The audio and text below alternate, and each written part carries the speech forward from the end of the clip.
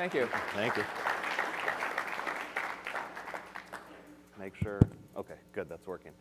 So I'm Ian. Real quick, I'm gonna just jump through the first couple slides, no conflicts of interest. And then we wanted to stop right here.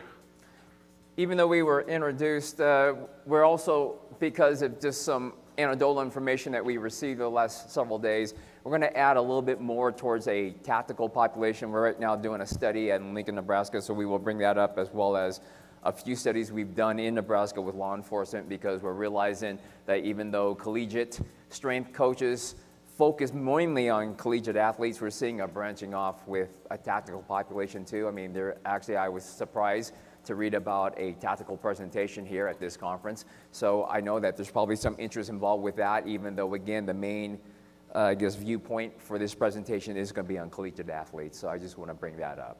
And then also at the same time, we're not going to wait, because many of you are maybe indoctrinated, brainwashed, call it what you want, that you got to ask questions after our presentation. We will take questions as is. So don't think that it's rude, it's unproductive for you to ask that question, but usually after the fifth question, we might get suspicious from you, all right? So therefore, I mean, we want that, the thought's fresh, you want that answer, and most likely you're gonna get, hopefully, an answer from us, all right? Let's go over the objectives right here. So there's a lot of articles, and I was speaking with 2 or 3 people before this presentation started about, I call it paranoia. Ian and I were on certain databases, PubMed and Google Scholar, you call it what you want, just making sure that our information that we're giving you is really on top of things, and it's clear, it's fresh, and it's the latest information that we're providing, and as of about an hour and a half ago, this stuff is. So there's a lot of misinformation going on with the term microdosing. Ian's going to go over that. I will review that concept one more time. There's a lot of fictitious and some things that really don't fit well, where a 5-minute workout will do this for you. That the 6-minute workout will do this for you, and it's called microdosing. And in fact, I was reading about that 2 days ago too. That's been around for a while. So we'll discuss that and how you're going to be hopefully implementing something like this in a regular plan. We're going to talk about adaptations, things that we've seen with our research. So again, there are papers written on microdosing and research articles that theorize how things have adapted, actually the thresholds that actually have improved. We'll discuss things like that based upon things that we've done. We'll talk about different coaching styles that you can use with microdosing environments. And then at the end is, again, how can we utilize this during a competition calendar? And usually, again, with our articles, as well as some of the others, we will focus on in-season, because we really don't see the use of microdosing on it would be nuts and crazy, folks, for you to think of a calendar year of microdosing. I mean, that'd be totally impossible. So we're looking at what are the times where you can substitute a traditional program for something that's going to be just as effective and possibly even safer. All right, so going up quick, that very top bullet point on there, if you do look on any kind of website and you're trying to look up information, the first thing you're going to find about microdosing is that it's primarily implemented in a medical setting, and in a medical setting, I'm saying that they're doing controlled studies with psilocybin, magic mushrooms, okay? We're not giving anybody mushrooms or LSD or anything like that, okay? So the pharmaceutical definition is actually where this term comes from. It's just a subpharmacological administration of a drug. So when we think about programming in a sense, if we're breaking up a traditional, say, 60-minute program, we'd break that down to 2 30-minute programs, 3 20-minute programs. So they're getting a small piece of the volume that they should be getting overall, okay? There is one definition out there, and again, it doesn't have a time listed to it, which is what I want you guys to note. So anytime that we're talking about microdosing, that we talk about certain types of programming, it's context dependent. Okay, so if you're working with an endurance type athlete, if you're working with, say, I know I've worked with MMA athletes in the past, their training sessions can be 2 hours and 2.5 hours at times. So a microdose for them could be 1 hour and 1 hour instead of 1 2-hour session. Does that make sense? Okay, so it's not just saying that we're doing a 15-minute workout or we're doing a 20-minute workout or a 5-minute workout and we're calling it good, okay? So again, no industry consensus definition. One of the big things with microdosing too, though, is that it's going to be increased frequency. So we still have to make sure that volume is always equal, okay? Because we all know that if we apply a lower amount of volume than what an athlete needs to adapt, they're not going to adapt and they're actually going to become detrained. Okay? We don't want them getting detrained. This isn't an excuse to train a shorter amount of time. This isn't an excuse to make a shortcut. It's just for if we have, for example, 3 games during a week. What am I going to do? Say if 2 of those days are travel, that takes up 5 of my days, right? So how can I implement some type of training so that they're not going a full week, 8 days, 9 days without doing any type of training whatsoever, because they're going to start to lose some of that training effect. The term was first used on a blog post in 2015 by, I believe, Derek Hansen's actually here. I just saw online the other day. But it's one of the first times that you see it used in any sort of context. It was used in a separate article in 2015. Somewhat similar term, they called it micro-training, but they used 15-minute time frame sessions. So again, everything is context dependent. The other part of it too, a little bit of a side note that we'll get into for just a few minutes during this presentation. Anytime that you guys might read something or anytime that you guys might see information, whether it's social media-wise, in a textbook, at a presentation, people use the term, especially time efficient, comes across a lot. But there's also another way that we can look at it as time saving. They don't necessarily mean the same thing. Time saving would obviously mean that we're cutting back on the actual amount of time spent in a weight room, on a court, doing any type of conditioning, any type of speed, agility, quickness work, etc. Whereas time efficient really relates more to concurrent training methods and that we're trying to accomplish 2 things at the same time. So the easiest example of that would be HIIT training, right? High intensity interval training. We might apply that for 10, 12, 13 minutes, and that's going to be our time efficient program to where we might be trying to improve either acceleration, we might be trying to improve max speed, linear speed, but we can also get an effect towards body composition with using HIIT training too. Okay, so that would be more effective or a better use of the term time efficient than what we often see. That last point down there too may be confused as a 2-a-day. Myself, Dr. Shim, Dr. Waller up front, one of our friends, Dr. Larry Metters, actually brought this question up to me about 4 years ago, and he's sitting there, he watched the presentation, and he goes, isn't that just a 2-a-day? It's not, right? Because 2-a-day, again, in the sense is that we might be training, at least when I was growing up, it was an hour and a half or 2 hours in the morning, and another 2, 2.5, 3 hours in the afternoon during the preseason, okay? So it's not necessarily a 2-a-day. If you want to call it that within your organization, that's fine. Especially if it's what the kids relate better to. And we'll talk about that soon when we talk about coaching implementation too. The biggest difference with regards to terms you may use to reduce training length, increase frequency in terms of how often you're training your athletes, that's the magic term, folks, volume, all right? And that's where you can't say, that's a 2-a-day.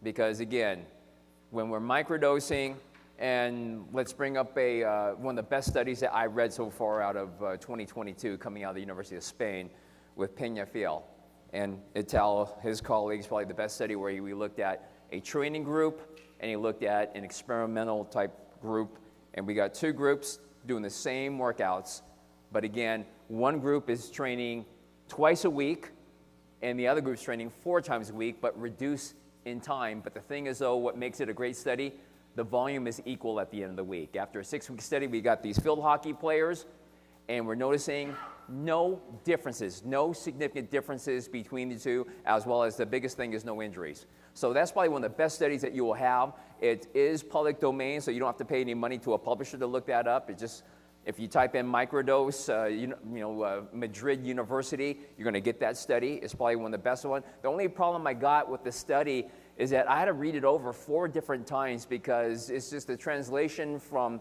Spanish to English with the English version didn't always come out smoothly for me to fully understand what they were doing with some of the implementation as well as some of the measures that they were doing. But it's probably one of the best studies that you will see, even though E and I, we'll talk about another study that we did not include a control group, but this is probably the only study out there right now, the most recent study that you'll see, hey, does microdosing actually somehow work as well as your traditional work? So, but the magic key is, folks, is the volume distribution. So when you're out there and you're designing the programs, and hopefully again, which I failed to mention about 8-9 minutes ago, is if you can walk out of here in about another 40 minutes or so and say, I picked up this and I picked up that, maybe one or two things. I think Ian and I have done our jobs here, all right? And that's the goal for us. It's not picking up 8, 9, 10, 20 things, even though I'm sure some of you are taking notes based on CEUs. But still, if we can at least say, I'm going to try this and it's going to come in handy here, then we've done our job. But the magic key is not really the factor of the frequency. Is making sure that your volume distribution equals the traditional program. So again, truly this cannot be a 2-a-day. And then most of the time too, we're going to use the volume distribution probably most likely during in-season. So if we're doing a traditional periodization, it doesn't really make a lot of sense at times because we don't have research, folks. I mean, I haven't done it, Ian hasn't done it, no one in the world right now has done it where we looked at off-season and preseason workouts with athletes. And also, when it comes down to volume distribution, we're also looking at the most effective group, and those are the elite athletes. Those are the people that most likely you're working with. Even though we'll go back to some of our generalized population that we have really done some studies with microdosing, and then we'll talk about stuff that we're doing right now with a major law enforcement group in Lincoln, Nebraska. Still, many of you are working with elite athletes, and they work best with microdosing, primarily because you don't have to overcoach them.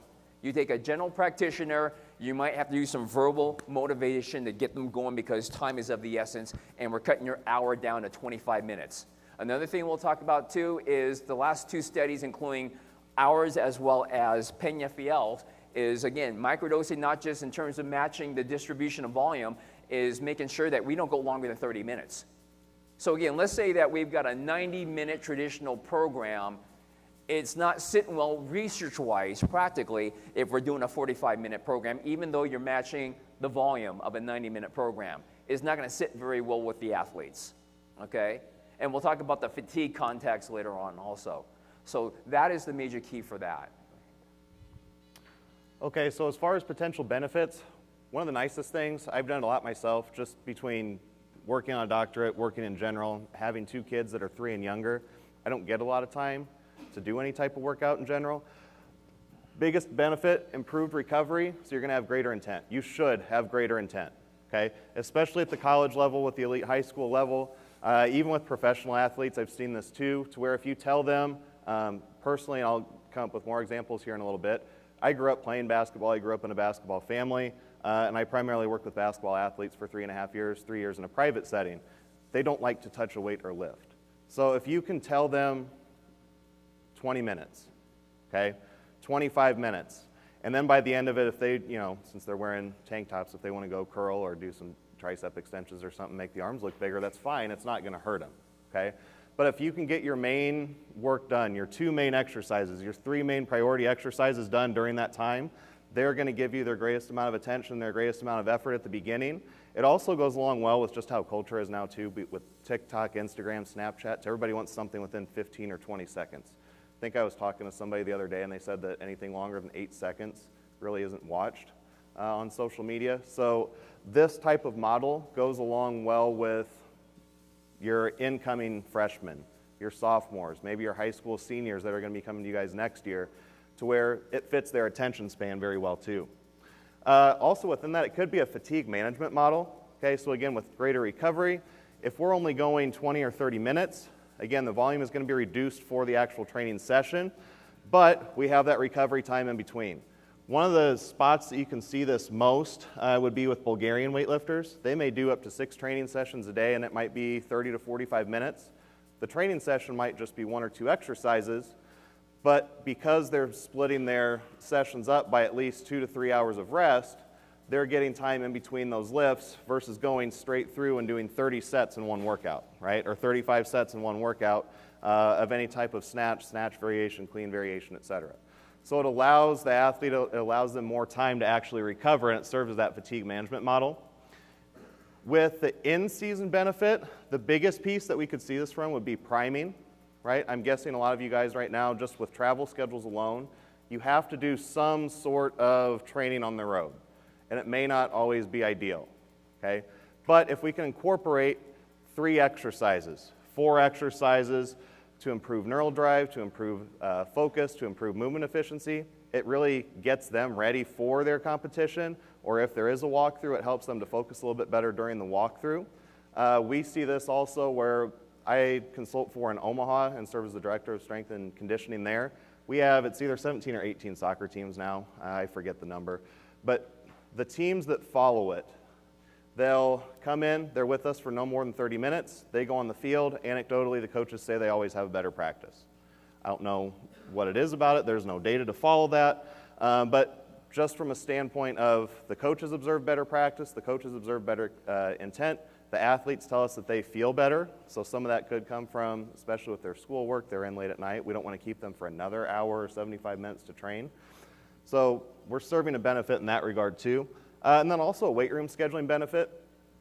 Dr. Shim mentioned that we're working with a law enforcement academy in Nebraska, and we can see that there. At a lot of your smaller colleges you may see this, so we're a smaller college, we have one really small weight room.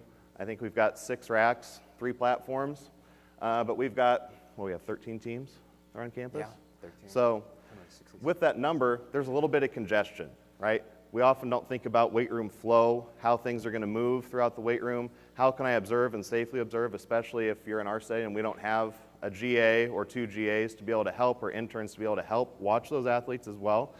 This can serve as a really helpful weight room scheduling benefit too if you have days or weeks even that may clump together with, say, 6 or 7 teams that have a very limited amount of time to come in, right? So the schedule is not always going to be ideal. Ian, could you go back and go back to the last slide? I want to focus one more time on fatigue management because there's a discrepancy going on with certain articles I've been reading the last 2 or 3 days where a lot of folks and coaches are not understanding about the concept of fatigue. We're not talking about, especially with in-season, we're not talking about muscle failure, folks. A lot of people will associate, I need to get my athletes to muscle failure, which I can understand that during an off-season or maybe during a preseason type of mesocycle in the periodization group. But at the same time, too, when we're in season, what we're seeing in the last 2 good studies that I've read about, especially with the University of Madrid study, is they are not taking their athletes to muscle failure with these high elite field hockey players. Fatigue is one thing, muscle failure is another. So please do not somehow get into the understanding that you must hit muscle failure with every athlete to do an effective microdose. In fact, the first study that Ian and I did with a smaller police department, it wasn't even about muscle failure, all right? It was just time saving. It was taking a workout that they would claim would take 40 minutes after a heavy-duty 8 to 12-hour shift, and we condensed that down to 15 minutes. I don't know if this would be a good time to bring that up, but did you want to discuss at all the 15-minute design workout that you somehow created, and then I'll go over maybe the anecdotal results of what happened from it? Yeah, that's fine. Okay. So what we did, it was just really brief 4-week study. We had 7 participants in it, 2 dropped out because of injury. Mainly all we were looking at doing was improving lower body strength and speed. Strength was measured by a hex bar deadlift, 3 RM, and speed was measured by a 20-meter dash. We had to do it inside on carpet, so we didn't see as great a results as we wanted to there. But they did improve, and when I say improve, I'm not talking about they improved from a trap bar deadlift of 135 to 185. Some of them were starting off at 405 or 455, and even in the course of that time frame of 4 weeks, even those that were at 455 to start were finishing at 475 and 495. So very brief, and I think a lot of that, again, has to do with that it was 15 minutes, 20 minutes, quick warm-up, 3 sprints, 4 sets of 3 hex bar deadlift, get out, go home, do whatever you need to do. I listened to a presentation yesterday or 2 days ago where I think it was University of Virginia, and he said the biggest thing that they could have their athletes do that was the most beneficial, go away. Rest, recover, don't continue to work out more. And that's the same thing that we essentially saw with those police officers. Unlike what many of you may think about police officers, they don't like, understandingly wise, they don't like working out after a shift. I mean, they're burnt. I mean, with the stress that they go through from an 8-hour, and some agencies are 12-hour shifts. And then dealing with a lot of static position where you're seated probably 90% of the time in a very cramped vehicle, right? And then get to the point where you're off shift, especially a third shift is getting off at 5 or 6 o'clock in the morning, and then needing to go, even though they have a very nice weight room on site, they don't want to spend 45, 50 minutes there. So when we convince them of 15 minutes in, out, you're done, including the warm-up and cool-down, and doing ABC, it's just reduction of rest is what we ended up doing. So we cut down the rest. The volume was the same as probably a regular workout. And 4 weeks later, these same officers who finished 7 of them, again, responded to an October 2020 active shooter at a Sonic drive-in in Bellevue, Nebraska, where a Roberto Silva Jr., age 27, went in there and killed 2 employees, injured 3, because he was upset that he was arrested a week later for identity theft of a $57 Sonic card. It was a 2-minute response time. They had him on the ground. They had him arrested, even though he started a fire as a distraction. And we're not going to put that in a research article, but anecdotally wise, is letting you know that the officers really were primed, they were ready, and again, this was a result of, again, going through 4 weeks of this study and actually getting these results that they really needed to have. That, oh my God, 15 minutes post-duty, and we were able to perform adequately or really above par, and this was a result from it. So this is very, very important for those of you who are thinking about working with a tactical population, and that has probably given us a lot of momentum to go to even bigger agencies, and now we're going after a fire department in Des Moines, Iowa, who have really caught on to that, and they want microdosing implemented, especially with employees or what we would consider tactical athletes, who again maybe are not world-class athletes, but again they are athletes and they don't want to spend 45 minutes or 90 minutes in a weight room.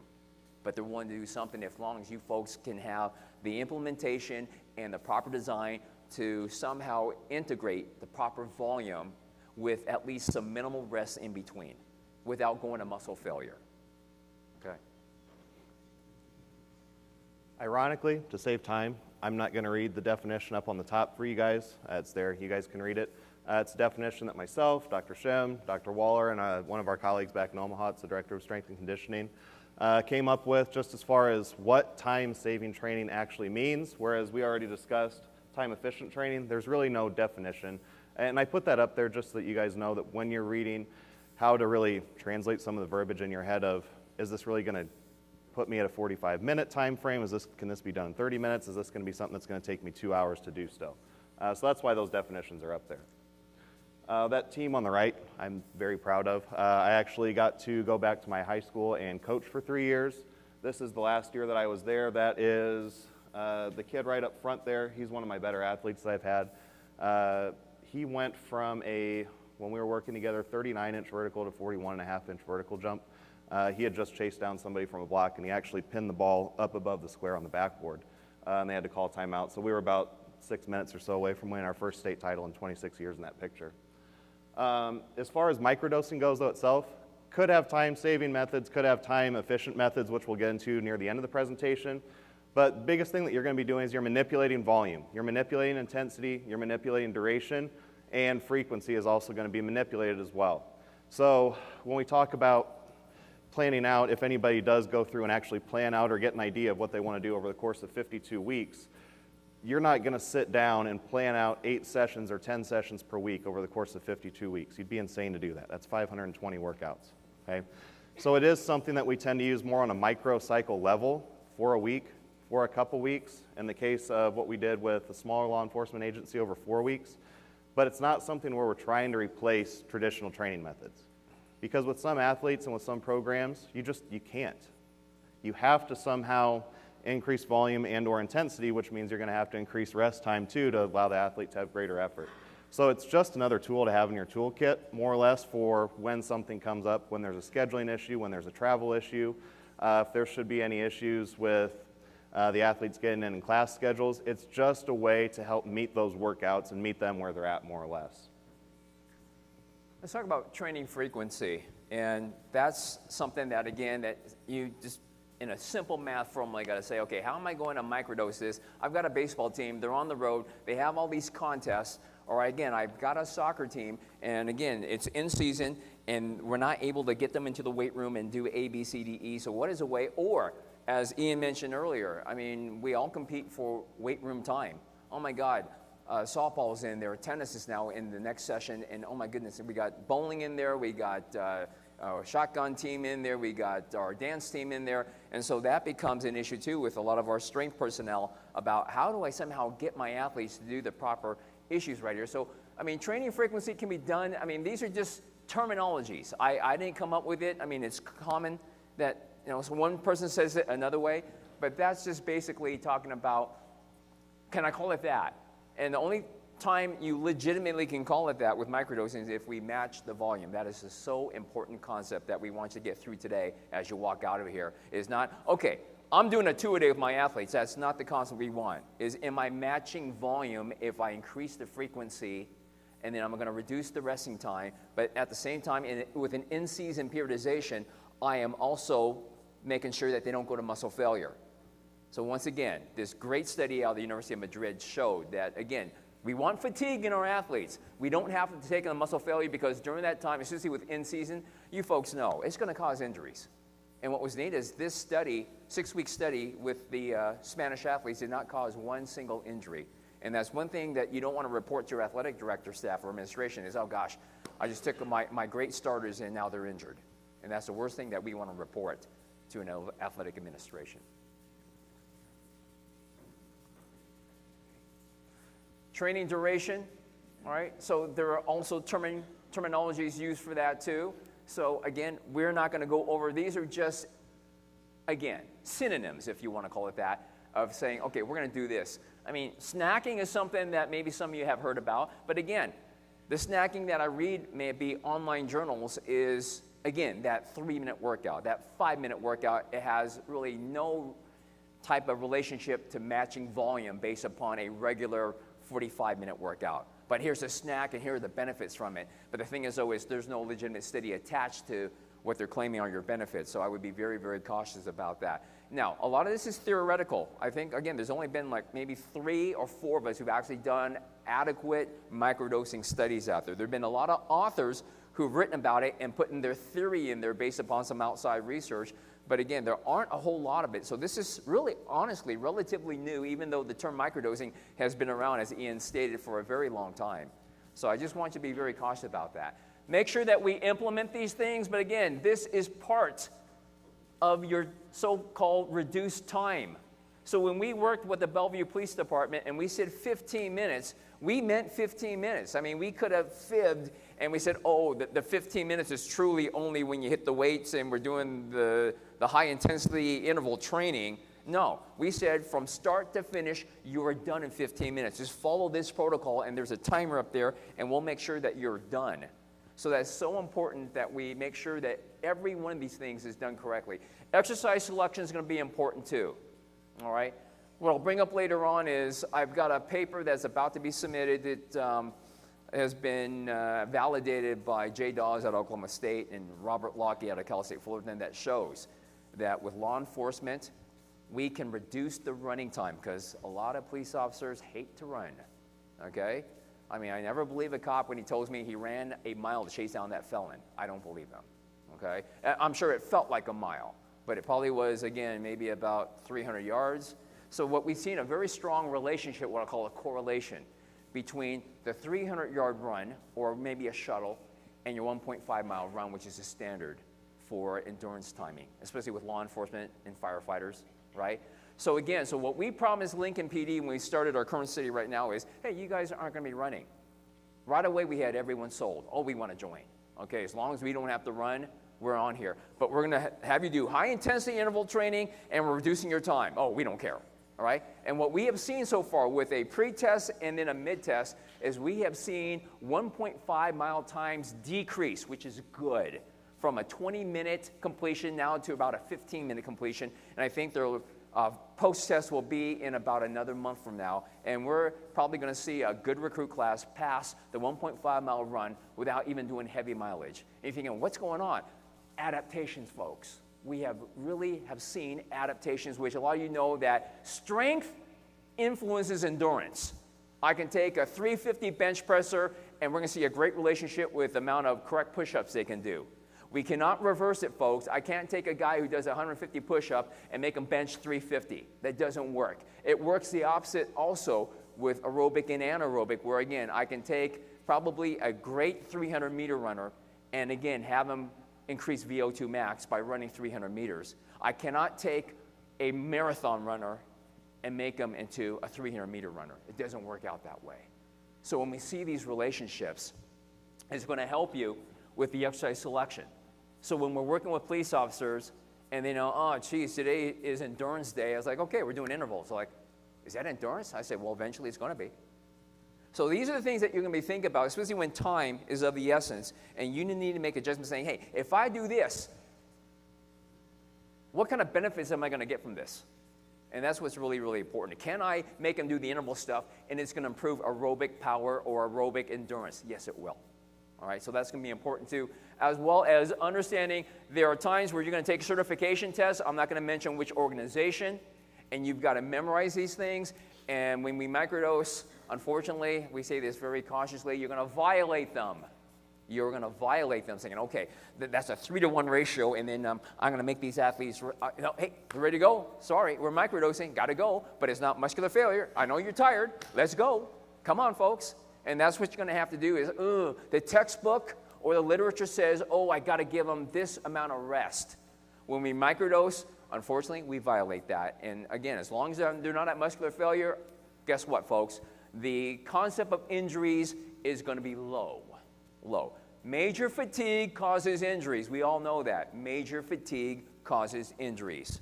Okay? They're not thinking about their biomechanical type movements anymore. They just want it done. So they get sloppy with their form. That's when injuries happen, especially in the weight room. So these are the things, and then Ian will go bit by bit, a little bit more specifically about these orders right here.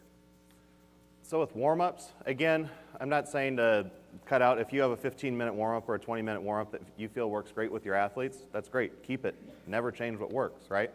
But if we have a quick time frame where, I've got to get them out in 30 minutes, whether it's resistance training, whether it's aerobic or anaerobic training, very briefly, we can work up to a sub-maximal load of 80% or so if they're doing a clean. So what that might look like is doing a Javorek complex of something like an overhead press, RDL, bent over row, upright row, and then rack the bar, 95 pounds, 135, 30%, 50%, and then by the time that they're at 70%, 75, 80%, we're finishing their warm-up, and then we're getting into their 3 to 4 actual working sets. So the rest time in between those, as we know, we don't have to keep them waiting around when they've only used 30% of their max. They didn't use a whole lot of effort right there. They're just focusing on their technique for the day. So with any type of resistance workout, we can use a very, very, very short warm-up that just involves, and what I would always do is just use the main exercise of the day. So whether it's a clean, whether it's a squat, some type of overhead press, push press, is using some type of regression, progression to get through that warm-up within 3 to 5 minutes before we get to the main exercise. With anaerobic or aerobic exercise sessions or conditioning sessions really, anything, just start briefly, go from a walk, get from a walk into a jog. From the jog we're going into, I just did this with a linebacker from Oregon a few weeks ago, to where we had 6 sprints altogether. Over the course of side to side, it's about 120 yards. Jog down, rest a minute, and then we're running 60s. We did 6 60s, building up at 70%, 80%, 90%. For sprints 4 and 5, we were going 100%, and by rep 6, depending on how he felt, I left it up to him. If you want to back off a little bit, you can back off, or if you want to go 100, which he chose to do, he went 100% for his last one, and then that was it. Okay, from there, he was going on to his skill work within about 10 or 15 minutes. So that was our speed training session. As far as exercise selection goes, I like to keep things very simple and basic. I get lost a lot when I'm reading through textbooks or journals. To me, it gets very wordy. Taking words out is very helpful. So with exercise selection, bilateral, compound, multi-joint movements are preferable. Okay? Reason being, we can affect the largest amount of musculature. We can involve as many movement patterns. We can be movement specific. We can work through all 3 planes of motion as well. Okay? Whereas with unilateral, unless the session is focused somehow on stabilization, maybe we have an injured athlete that is looking for some type of cross-training effect, but they've just come out of rehab, they're at the beginning of their return to play stage, then we might use some type of unilateral exercise, but for the most part, bilateral, multi-joint, compound, ground-based movements. Again, with anaerobic and aerobic training, you're only limited by your imagination with those. Modes are limitless. Whether it's if you have rowing athletes, if you have athletes that maybe even are doing something like Nordic skiing, which is not going to be very popular in warm states, right? But if you're over in Scandinavia coaching or whatever, that might be helpful. But with basketball athletes, with football athletes, with soccer, you have different modes that are available to you. With soccer athletes, what I'll primarily do is work up to a shuttle, and we might do something like a 10 or 15 rep shuttle test.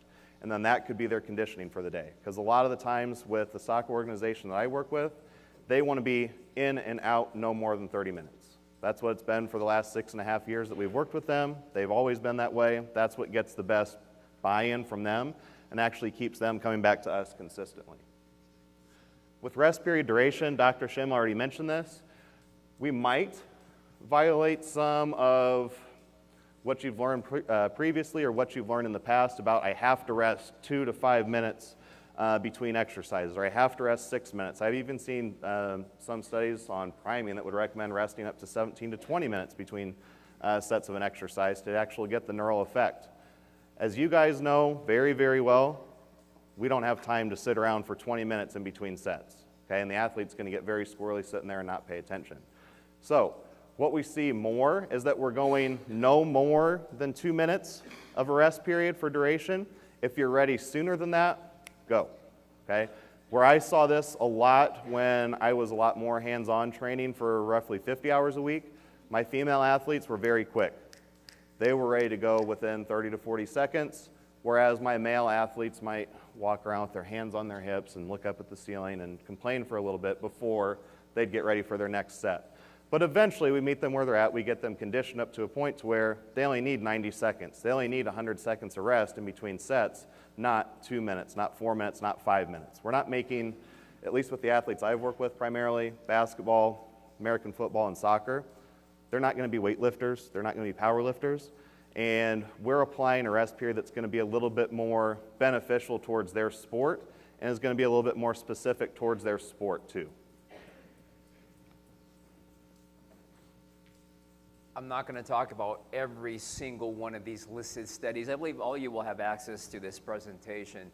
But again, I wanted to clarify certain things. Now, when we say potential, as I mentioned before, there have not been any specific, even though there are very few studies, looking at physiological benefits that are happening through microdosing. And that hasn't been done yet, right? But again, looking at when we are applying any kind of stress and we're applying any kind of resistance and overload over a frequency and duration, these are things that we're going to get. But again, I want to clarify the difference because somebody say, well, what's the difference between muscular power and anaerobic power? Well, let's call muscular power explosive. That makes a little bit more sense. Explosive power versus more of, again, your peak power over a period of time, right? So that would be the differences between the two where, again, I mean, it might fit more of our 300, 400 meter runner or, again, our soccer player to look at anaerobic power versus more of the explosive power. May that be based upon basketball, football, those type of events that require that. So that's the terminology I want to put out there, all right? But again, at least what we're seeing is that what's not even listed on there is, I'm pretty sure, but again, it would be a potential benefit too and theoretical that range of motion would probably improve, especially if we're doing things correctly, right?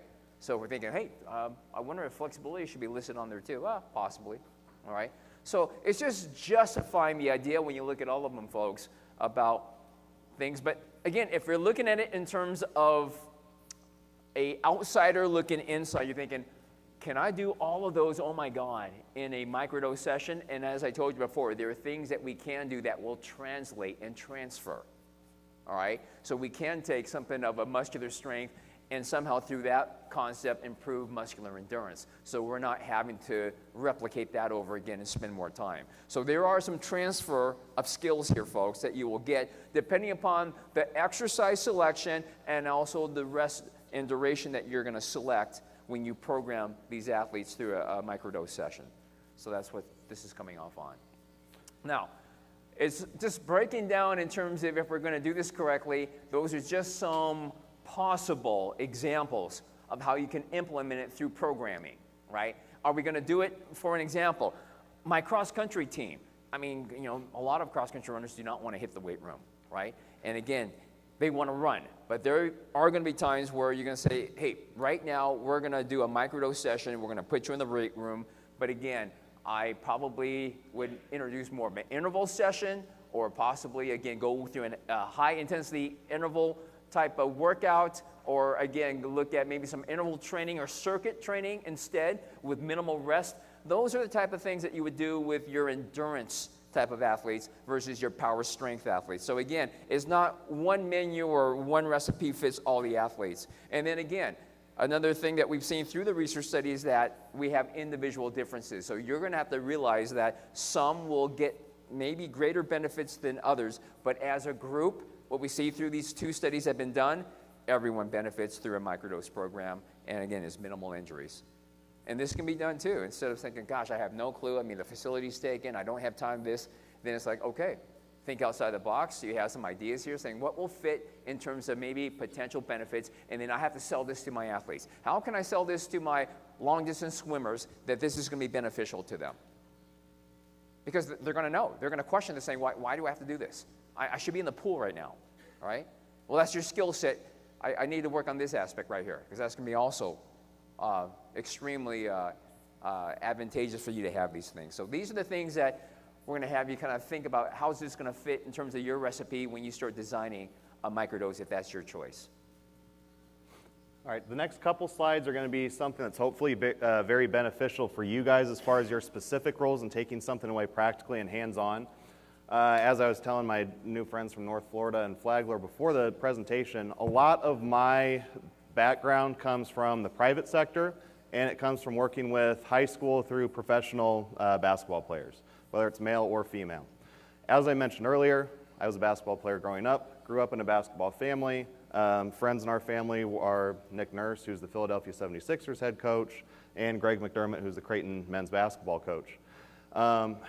With that time, over the course of the last 35 years, basketball players, in my experience, don't want to lift, okay? So it's easy to get buy-in during that time, but what we would see, especially in the academy over 3.5 years, is that they would come from a skill workout, or they'd be getting ready to go to a skill workout to where they're working on ball handling, they're working on shooting, they might be working on different tactical work as well. But when they come off the court especially, it would almost be like the coach would drag them over to us and they'd say, he has 20 minutes, take him through something. So a lot of the time we would get thrown in the fire in that we have to know our programs well enough that I can pare down 60 minutes worth of a program or 50 minutes worth or 75 minutes worth of a program into the 3, maybe 4 most important things that they can do within those 20 minutes. Because we might, especially in a private setting, get them one more time that week, okay? So what I tend to go off of a lot is Isrin's block periodization and training residual theories of how long, for example, speed, how long, for example, muscular endurance, aerobic capacity, how long are those qualities supposed to, on average, last between genders, right? So speed is always the biggest one, especially in our program now. I have a real big push that that's our main focus, is we're working on speed. Everybody in the private setting does youth athletes and middle school athletes, okay? It's not worth fighting for. But speed is a residual that has 2 to 6 training days. So after even as short as 2 days, the benefit that they could get from, say, 15 minutes or 20 minutes of some type of linear speed training with acceleration involved as well might be gone, okay? So I prefer to go off of that method, and that's how I coach my programs. You guys might have a method that works a little bit better for you too. But the main thing is that you know your program inside and out so that you can shift, whether it's volume, whether it's intensity, whether it's rest period duration, shift towards exercise selection, maybe even for individual athletes, that you can make that change right away versus having to fumble through your paper and feel like your hands are shaking because I've never had to do this before, okay? So over 3.5 years, it just so happened that I got a lot of hands-on practice, not really knowing what I was doing at the time, to where it became, it's almost second nature now, to I don't have to think about it, okay? As far as considerations that we would make, training age would be a big one. You're not going to have a lot of time, whether it's 20 minutes, 30 minutes, 40 minutes, to sit through and coach and teach, especially your developmental athletes that are coming in, some that may have never even touched a weight in their life. They just happen to get to where they're at based on their genetic potential, okay? So coaching time you have to consider. Emotional maturity. This is more when we look at a youth setting or a middle school setting. Can they actually handle touching a weight, or do we want them to go more with unstructured play and not really coach so much on form and technique, but make sure that they're improving somehow their physical literacy, that they're getting a good relationship with physical activity overall, versus how, when I grew up, everything was physical activity. It was punishment. You're going to run, you're going to go to gym class, and you're going to sweat, and you're not going to like it 3 days a week, okay? So we try and improve the relationship with physical activity that way. Technical training goes up with training age and experience. You may not have a lot of time to coach athletes. So one of the things that you also have to be very, very beneficial or very on point with is going to be your coaching cues and your cueing. It's great that you have all the knowledge to be able to give somebody a 5-minute dissertation and lecture on how you want them to perform a snatch or a clean. However, they may remember the first 4 or 5 words that you say and the last word or 2 before you say, okay, go, right? So your cues need to be very, very, very quick. Injury history, as Dr. Shim mentioned, fatigue could benefit in that we're doing shorter training sessions in the context of the athlete and in the context of their sport than what they're typically used to. He mentioned the study that we're doing with the Lincoln Police Department right now. As far as the 1.5-mile run, I'm sure a lot of you guys have coaches that even though you might tell them and you might expound to them that this isn't really beneficial for us, coach, it's not help, we're basketball, we're football, we don't run 1.5 miles. But if the coach wants to do it, it's their call, you're going to somehow figure out a way to do it. So what we've done with Lincoln, or what I did with Lincoln in that program, is I don't have them running any more than, I think they run 1 mile twice over the course of 22 weeks. Otherwise, they're anywhere between 1/4 mile and 3/4 of a mile, and even those runs, it came out to like 12 total runs. So over the course of 22 weeks and something like, I think it comes out to around 40 or 50 training sessions, they're not running very much, but they're still seeing the benefits of it. Unforeseen obstacles, that's again going to be your scheduling benefits. The other thing to keep in mind with that too, equipment setup is going to be a big one. So you have to know, and this is jumping ahead a little bit, but you have to know your program inside and out. So if you have 8 minutes or 10 minutes or 15 minutes between teams, that if they are doing something involving chains, involving bands, involving some type of boxes, that you have to get those things set up right now so that's ready to go when they get in there, because they may only have that 30 or 40-minute time frame. So we're not wasting time on setup. And that goes along with training session structure too, okay? What's going to be the greatest benefit for your team? Is it going to be doing something that's more closely revolved around endurance? Is it going to more closely revolve around speed? Do the athletes just need a mental break for a day, and that might actually benefit their recovery for the following training session or the following competition? So you have to keep those things in mind as well. Coaching considerations. This is something that I picked up over the 3.5 years that I was primarily training 50 hours a week and have continued to build upon over the last 2.5 years now, working with primarily American football and soccer athletes. Limited instruction coaching time, we already went over. Minimize coaching cues. Your rest period duration, we've already mentioned and touched on quite a bit, is going to be a big one. Whether that's using something like rest redistribution, to where you may having an athlete do, I would never recommend to do 1 rep and then rack, because the first rep isn't necessarily the most powerful or produces the most force. It's generally the 2nd and 3rd reps, maybe the 4th, depending on the athlete's conditioning. So we might do 2 reps, rest 20 seconds, unrack, 2 reps, rest 20 seconds, rack, and then you get through whatever the prescribed number of reps is. Is it 16? Is it 15? Is it 20? It doesn't really matter as long as you have an end goal in mind, right? We're not just throwing out numbers just to throw out numbers. I've worked in those facilities and it's miserable. You don't know what's going on half the time. Coach preparedness, this goes for everybody. Our department's real small. We only have 1 director. He only has to be on the same page with himself, which some days could be difficult for him. He has 3 kids. Okay, but if you have a department and 8 or 9 assistants with you, and along with maybe 2 or 3 interns and another GA or 2, they all have to be on the same page with what's your terminology, what's your definition, what do you want to see with X, Y, and Z exercises, right?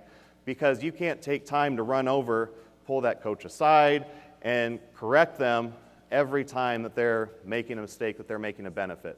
These types of microdose sessions should flow very, very, very smoothly. It may seem hectic and chaotic at first. I know with my interns that we just got one from UNO that finished up. He was completely baffled at first, which he hadn't done a lot of hands-on work as it is. So for him just to understand how our weight room flow goes, because we maybe have from that wall to that wall, tables to this wall, with 5 racks and boxes and dumbbells. So we don't have a lot of space, okay? Everything else is out on the turf. So communication becomes very, very important between all the coaches and making sure that every coach is on the same page and knows what the program entails. Adaptability. I was talking again with before the presentation with several coaches just about you have to know your program well enough that if an athlete comes in and maybe they have a new injury that you didn't know about, maybe there's something that you weren't aware that you had to set up for, that you had to have equipment ready for, that you're very quickly able to pull this exercise out of your bank and replace it in there. I can pull maybe an exercise that I haven't used for 3 or 4 years, and I can pop it into my program because right now for those 30 minutes, in the interest of time, and getting them out in 30 minutes or 40 minutes, that's what we're going to do. We're not taking the time to sit and think between 3, 4, and 5-minute rest periods on, what can I have them do next, right? So we always have to know our programs inside and out, as you guys know very well. The last point on there, it may be different depending on how you feel around testing. I think testing is beneficial in the sense that it allows us to know several different factors related to our program, related to the athletes' training adaptations, and related to how are they progressing, or hopefully not regressing, but how are they getting better? How are we getting them better? Because as a department, it gives us some metrics or something that's quantifiable and tangible that we can show to whether it's the sport coach, whether it's somebody on the medical team, et cetera, that we have validation to what we're doing, right?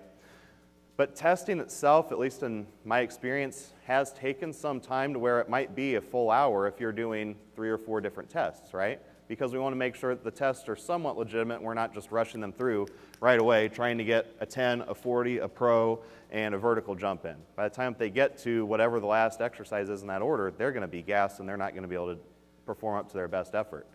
So something that we've recently started doing is more monitoring, to where we'll have our gates, our timing gates set up already, especially if we know our speed agility quickness days are Tuesday, Thursday. So those timing gates are already out and set up. The only thing that the coach has to do is go out, Bluetooth, connect, ready to go, okay? The other thing that does is it takes away some of the anxiety that the athlete may have toward testing. Whether they say they're nervous or not, most athletes tend to have performance anxiety. Or we always hear that people say that, well, I'm a bad test taker, okay? It's just performance anxiety is what it is. So it helps to relieve and limit some of that performance anxiety. Same thing like when we use switch mats for counter movement jump testing or vertical jump testing. They see it all the time. It's just built into the program. As a coach, what you can get out of that, especially if you have a larger department that may be dedicated towards data collection, if you see a certain percentage drop in your athletes in, say, their 10-meter time or their vertical jump, or maybe you use hand grip and grip strength testing, okay, just real brief, 3-second test, done. What that might show over the course of a trend is if they're continuing to decrease in grip strength over 1 week, 2 weeks, 3 weeks, well, what's going on? Are you not following the nutrition plan that we gave you? Are you not sleeping? Are you staying up too late? Are you texting on your phone till 3 in the morning? Okay, so it allows you, or it gives you a little bit more insight other than just a simple readiness question of if you provide them. I know in the past we've done readiness questionnaires of scale 1 to 10, how are you feeling today? Okay, that's always the cheapest method of monitoring, right, is how are you feeling? But it provides a little bit more insight because hopefully they're applying the greatest amount of effort during, whether it is that 10-meter, that pro agility, that vertical jump test. So it gives you a sense of where they're actually at as far as their recovery goes. Before we go with this, one of our few last slides, and I know that our time is getting very limited, I wanted to emphasize one more time, testing is important. I know it's a pain in the butt, but testing is so important because it justifies if your programs are actually legitimate and they work or they don't work.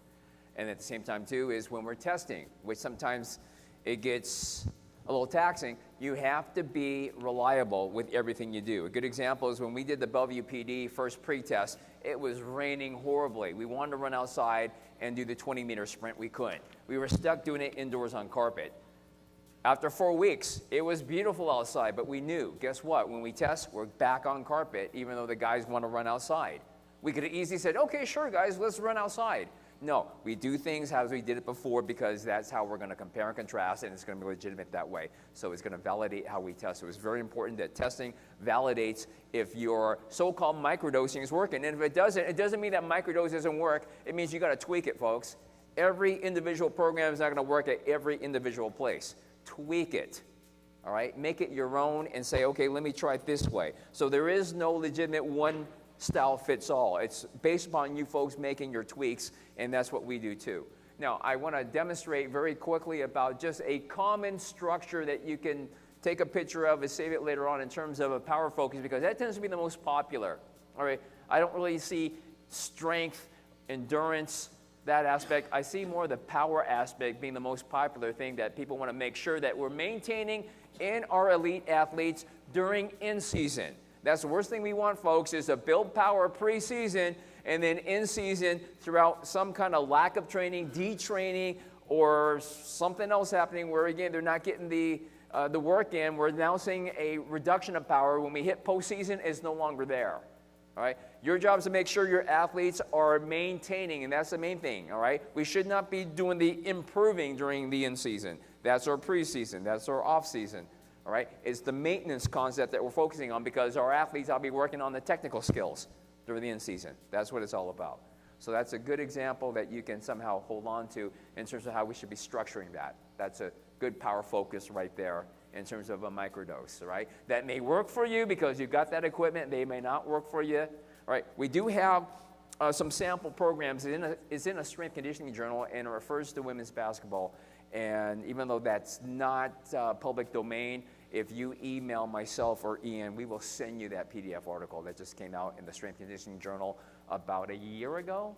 In print in August. Yeah, in print this past August. So we will send that to you, okay? If you cannot find that really good, legitimate study from the University of Madrid, email me, and I will send that to you. All right? So you have an idea about what's going on there. And just to finish up and round out, this is just a template. This is an example of one workout that I like to use, especially with my basketball athletes, preseason around August or so, when they're getting ready to get a little bit closer towards September and October, to where now skill work is picking up and we have a little bit less time working together.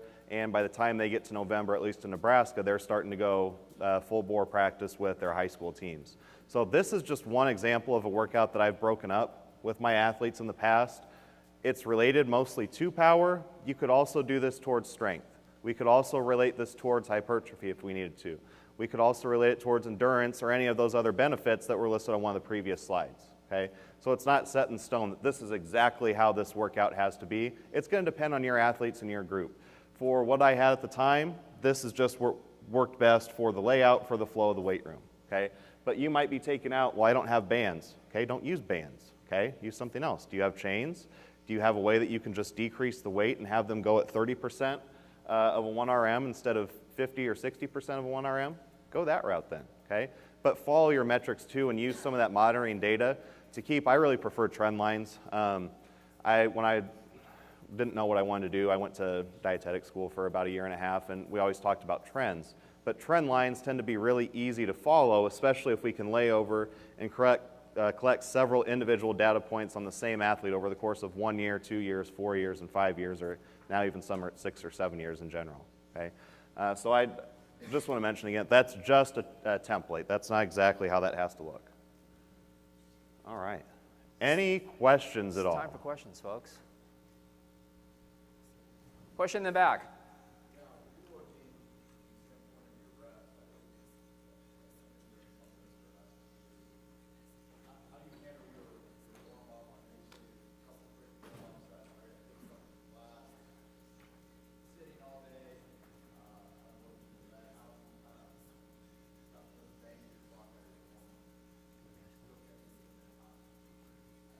So as far as the warm-up goes with keeping in the time frame, again, one, keeping in mind the context-dependent piece. But what I like to usually do, at least in my experience with the basketball athletes that I've worked with, is we may go through, which is why up here you see a lot, 2 sets of, whether it was A skip, B skip to counter movement jump, and then we go through that twice. After twice, then we might go into sprints right away, and we build up towards sprints. I like 30, 50, and 70%, and then after 70%, it's full go for anywhere from 3 to 5 reps. But again, the time might be dependent too, right? If we have 20 minutes left versus if we have 30 minutes versus even if, like what we had with the police station, where we only had 15 minutes. The other part of that question too, when it comes to rest period duration, is I always like to have an idea in my head ahead of time of what my ideal rest period duration would be between repetitions. or between sets. So if it was, say, a sprint workout and I know that I ideally would like to get 5 20-meter sprints in for the day and that my ideal rest time is 1 minute between sprints, then I know if that's going to be 5 minutes plus roughly a second and a half, 2 seconds, or a little over 2 seconds for the 20-meter sprint. So that way that you have an idea. So one of the things that we actually did before when we were talking about the training template ahead of this presentation was to time out how long each of those workouts took in an ideal time frame.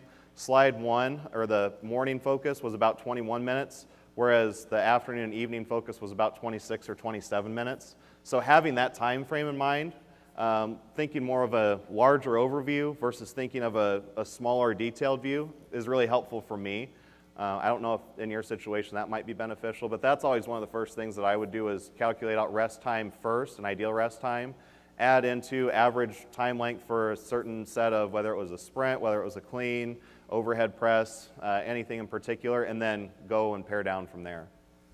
Did that answer your question? Okay. Okay, I know we're out of time. We'll address questions after the fact, but once again, Ian and I, we thank you very much for coming to this early morning session. And with any other concerns, you can email us, and you can also come up afterwards, so thank you.